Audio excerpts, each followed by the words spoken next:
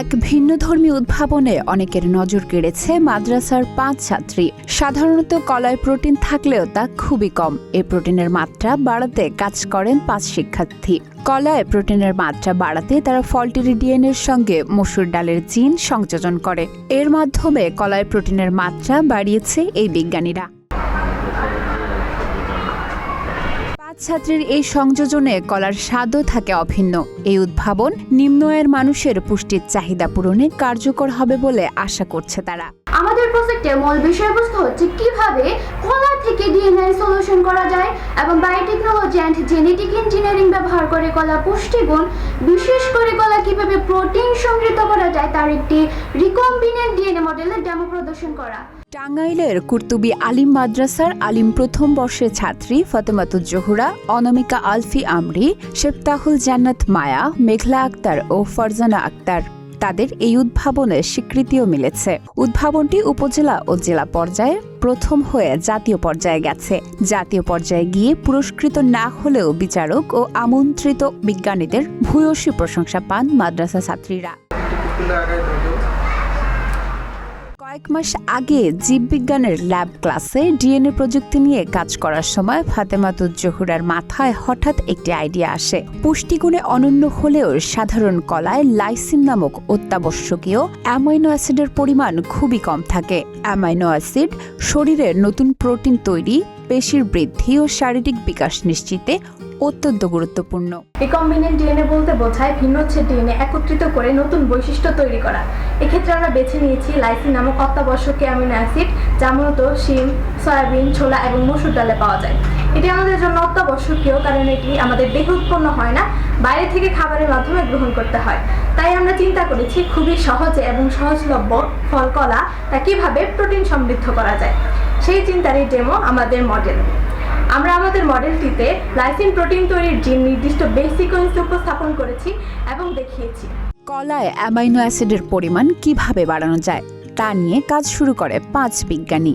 এই কাজে তাদের সাহায্য করে মাদ্রাসা শিক্ষক আরিফুল ইসলাম। প্রবল আগ্রহ আর কঠোর সাধনায় ল্যাবরেটরি হয়ে ওঠে তাদের ঠিকানা। মাত্র ১ মাসের মাথায় তারা সাফল্যের দেখা পায়। তাদের প্রকল্পের নাম দেওয়া হয় প্রোটিন সমৃদ্ধ কলা তৈরির জন্য কলার ডিএনএ নিষ্কাশন ও রিকম্বিনেন্ট ডিএনএ মডেল।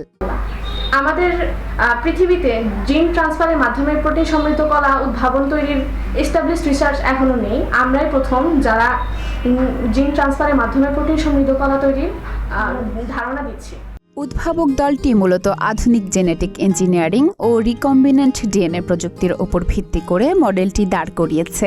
তারা প্রোটিনের উৎস হিসেবে বেছে নিয়েছে মসুর ডালকে। মসুর ডাল থেকে ডিএইচ ডিপিএস জিন নির্বাচন করা হয়েছে। জিনটি মানবদেহের বৃদ্ধি, টিস্যু গঠন এবং রোগ প্রতিরোধ ক্ষমতা বাড়ানোর জন্য অত্যন্ত প্রয়োজনীয় লাইসিন নামক অ্যামাইনো অ্যাসিড ও প্রোটিন উৎপাদনে ভূমিকা রাখে। অত্যন্ত সহজলভ্য কিছু উপাদান: পাকা কলা, লবণ, গরম পানি, dishwashing liquid, blender, coffee filter ও ইথানল ব্যবহার করে তারা প্রথমে সফলভাবে কলার ডিএনএ নিষ্কাশন করে। এরপর মসুর ডালের বিশেষ জিনটি কলার ডিএনএতে সংযুক্ত করার রূপরেখা তৈরি করে তারা। লাইসিন একটি অত্যাবশ্যকীয় অ্যামাইনো অ্যাসিড যা আমাদের শরীর নিজ থেকে তৈরি করতে পারে না, খাদ্যের মাধ্যমে গ্রহণ করতে হয়। এটি মানবদেহের বৃদ্ধি, কোষ পুনর্গঠন ও এনজাইম তৈরিতে কাজ করে। কলায় এই জিন সফলভাবে প্রবেশ করালে কলাটি রূপান্তর হবে একটি প্রোটিন সমৃদ্ধ সুপারফুডে। উদ্ভাবক শিক্ষার্থীরা জানায় কলা অত্যন্ত সস্তা ও সব স্তরের মানুষের কাছে সহজলভ্য। প্রোটিন সমৃদ্ধ এই কলা দেশের দরিদ্র ও সুবিধা বঞ্চিত জনগোষ্ঠীর পুষ্টির চাহিদা মেটাতে ম্যাজিকের মতো কাজ করবে। জেনেটিক্যালি মডিফাইড এই কলা বাণিজ্যিকভাবে চাষ করা সম্ভব হলে কৃষকরা লাভবান হবেন এবং পুষ্টিকর ফল হিসেবে এটি বিদেশে রপ্তানি করে বৈদেশিক মুদ্রাও অর্জন করা সম্ভব। আমাদের প্রজেক্টটি যদি বাস্তবায়িত হয় তবে বিশ্বব্যাপী অপুষ্টিজনিত সমস্যা দূর করতে এই অতি সাধারণ ফলটি ব্যাপক ভূমিকা রাখবে। এছাড়াও আমাদের দেশে মাঠ পর্যায়ে চাষাবাদ শুরু হলে দেশের অভ্যন্তরীণ বাণিজ্য এবং আন্তর্জাতিক পর্যায়ে রপ্তানি করে দেশের অর্থনীতিতেও ব্যাপক ভূমিকা রাখা সম্ভব।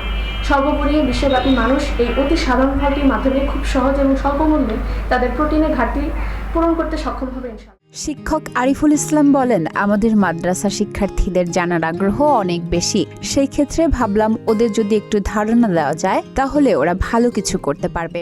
যে এখনো জিন ট্রান্সফারের মাধ্যমে কলাতে কোনো প্রোটিন বা এসেনশিয়াল অ্যামাইনো অ্যাসিড যোগ করা হয়নি।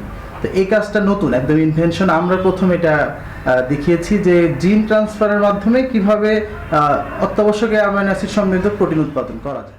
কুর্তুবী মাদ্রাসার চেয়ারম্যান হারুনুর রশিদ খান বলেন, এই উদ্ভাবন দেশের জন্য একটি উজ্জ্বল ভূমিকা রাখবে। তাদের এই সাফল্য তৃণমূল পর্যায়ে মানুষের দুয়ারে খুব সহজেই পুষ্টির চাহিদা পৌঁছে যাবে। আলহামদুলিল্লাহ, কুর্তুবী আলিম মাদ্রাসা উপজেলা এবং জেলায় প্রথম স্থান এবং বিভাগীয় পর্যায়ে বিজ্ঞান প্রজেক্ট উপস্থাপনায় দ্বিতীয় স্থান অর্জন করে দেশে একটি উজ্জ্বল ভূমিকা রেখেছে। এজন্য কুর্তুবী মাদ্রাসা টাঙ্গাইলের সকল স্টাফ শিক্ষার্থী আনন্দিত। যুগান্তকারী এই উদ্ভাবনে আশার আলো দেখছেন বিশিষ্টজনেরাও।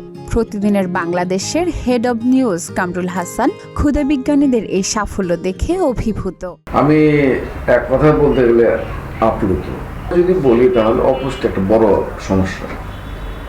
ওরা যে প্রেজেন্টেশন দিচ্ছে সেটা হলো যে ফলের মধ্য দিয়ে, সাধারণ একটা ফল কলার মধ্য দিয়ে আমাদের দেহে প্রোটিন নেওয়ার একটা সুযোগ তৈরি হবে। এবং আমি খুবই আশাবাদী যে এই প্রিয় ছোট ছোট শিক্ষার্থীরা যে উদ্ভাবনটা আমাকে দেখাইলো এটা দ্রুতই বাস্তবে রূপ নেবে। প্রথাগত শিক্ষার গণ্ডি পেরিয়ে আধুনিক জৈব প্রযুক্তির মাধ্যমে শিক্ষার্থীরা দেখিয়েছে এক নতুন স্বপ্ন। মাত্র 1 মাসের নিবিড় গবেষণায় তারা তৈরি করেছে এমন এক তাত্ত্বিক মডেল যা দিয়ে কলার স্বাদ অপরিবর্তিত রেখেই সেটিকে করা যাবে অত্যন্ত প্রোটিন সমৃদ্ধ। দেশের অপুষ্টি দূরীকরণ, খাদ্য নিরাপত্তা নিশ্চিতকরণ এবং টেকসই কৃষি অর্থনীতিতে এই উদ্ভাবন এক নতুন দিগন্তের সূচনা করতে পারে।